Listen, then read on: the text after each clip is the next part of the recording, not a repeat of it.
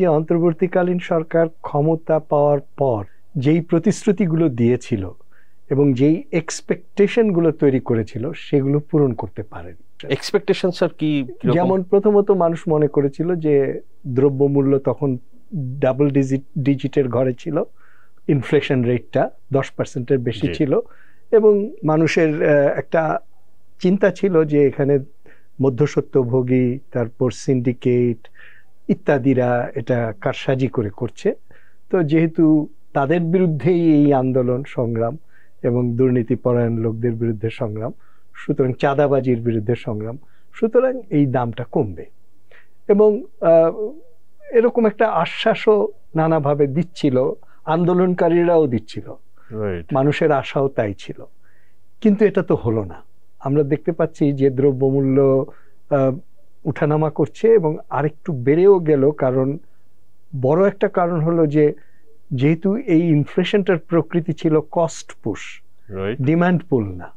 Cost of production যদি বেড়ে যায় তাহলে দাম, ব্যাংক রেট কমিয়ে, ইন্টারেস্ট রেট বাড়িয়ে, মনিটারি পলিসি কন্ট্রোল করে সেই ইনফ্লেশন কিন্তু আমরা ইকোনমিস্টরা বলি যে কখনোই কন্ট্রোল করা যাবে না।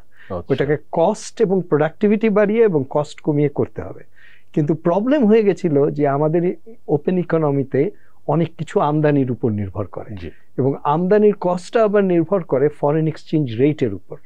যেহেতু দীর্ঘদিন ধরে আমাদের ডলারকে আর্টিফিশিয়ালি লো রেটে রাখা হয়েছিল, এই গভর্নমেন্ট এসে IMF এর সঙ্গে পরামর্শ করে তাদের কন্ডিশন অনুযায়ী সেটাকে ওপেন করে দেয় এবং ইন্টারেস্ট রেট সরকারের সময় স্যার শুরু হয় রাশিয়া ইউক্রেন যুদ্ধের পরে থেকে। কিন্তু এই সময় এটাকে আর কন্ট্রোল করতে না পারার কারণে এটা 120-তে চলে যায় এবং এখনো বোধহয় 121-22-এর মধ্যে আছে।